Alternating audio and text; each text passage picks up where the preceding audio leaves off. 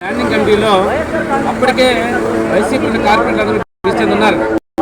వాళ్ళు ఆ 4 వార్డులకే నిధులు మంజూరు చేసుకుంటున్నారు.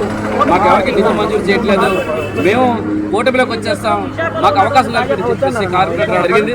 దాని భాగంగా మేము ఏదైతే స్టాండింగ్ కమిటీలో 10 స్ట్రిప్లు కూడా టీడీపీ కైవసం చేసుకోవడం జరిగింది. అదే భాగంగా ఈరోజు 4 సంవత్సరాలు అయితే కానీ మెయిన్ నుంచి పరిస్థితి లేదు కాబట్టి 4 సంవత్సరాల అయితే కలెక్టర్ గారికి లెటర్ పెట్టి నో కాన్ఫిడెన్స్ ప్రకారంగా దించాలని ఆలోచనతో లెటర్ పెట్టాం.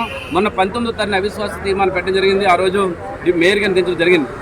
అదే భాగంగా ఆ రోజు విశ్వాసంతో డిప్యూటీ మేయర్ గారు ఎవరైతే ఉన్నారో శ్రీధర్ గారు, సతీష్ గారు విశ్వాసంతో మేము మేయర్ గారిని కోల్పోయాం కాబట్టి మేము ఎట్టి పరిస్థితి మేము రిజైన్ చేస్తామని చెప్పేసి వాళ్ళిద్దరు రిజైన్ చేసి ఉంటే ఈరోజు వాళ్ళ పరువు నిలబడే పరిస్థితి ఉండేది.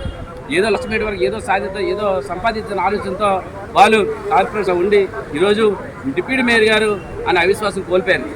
అదేవిధంగా రేపు రాబోయే రోజుల్లో చిత్రకపడిగా మీరు బుద్ధి తెచ్చుకొని సతీష్ గారు తక్షణం మీరు రాజీనామా చేయకపోవడం మిమ్మల్ని కూడా దించే పరిస్థితి ఉంటుంది. ఎట్టి పరిస్థితుల్లో కార్పొరేషన్లో ఈ రోజు వరకు 4 సంవత్సరాల కాలంలో కార్పొరేషన్లో మీరు ఎంతైతే అభివృద్ధి చేశారో అడ్డుగోడగా మీ వార్డు నిధులు మంజూరు చేసుకోవడం, G20లో కొన్ని కోట్లాది రూపాయలు స్వాహా చేయడం, అడ్డుగోడ కమిషన్లు తీసుకోవడం, అవన్నీ కూడా మా కార్పొరేటర్లు ఎవరైతే ఉన్నారో అందరూ కూడా జీర్ణించుకోలేక మీరు కార్పొరేషన్ అడ్డుగోడగా దోచేస్తున్నారు. ఎట్టి మిమ్మల్ని దించాలని చెప్పేసి వారు ఎట్టి పరిస్థితుల్లో కూడా దించడానికి మాకు సపోర్ట్ దించడం జరిగింది. మేయర్ గారు, డిప్యూటీ మేయర్ ఇద్దరు కూడా దించాం. రేపు సోమవారం నాడు 28వ తారీఖుని మేయర్గా మేము పేలా శ్రీనివాస్ గారిని లాంఛనప్రాయంగా ఎన్నుకోవడం జరుగుతుంది. ఎందుకంటే కూటమి నాయకులు అందరూ కూడా డిసైడ్ అయ్యారు. ఎట్టి పరిస్థితులు కూడా అధికారికంగా ప్రకటించే పరిస్థితి, సాయంత్రం అధికారికంగా ప్రకటించే పరిస్థితి ఉంది. తర్వాత మేము సోమవారం నాడు ఆయన ఎన్నుకోవడం.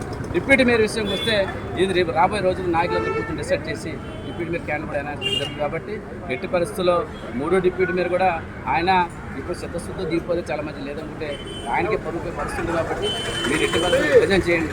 ఎట్టి పరిస్థితులు మేము ఏదైతే మీరు అభివృద్ధి చేశారో ఈ 4 సంవత్సరాల కాలంలో ప్రతి దాని మీద కూడా ఎంక్వైరీ చేయించి మీ మీద చర్య తీసుకుని పరిస్థితి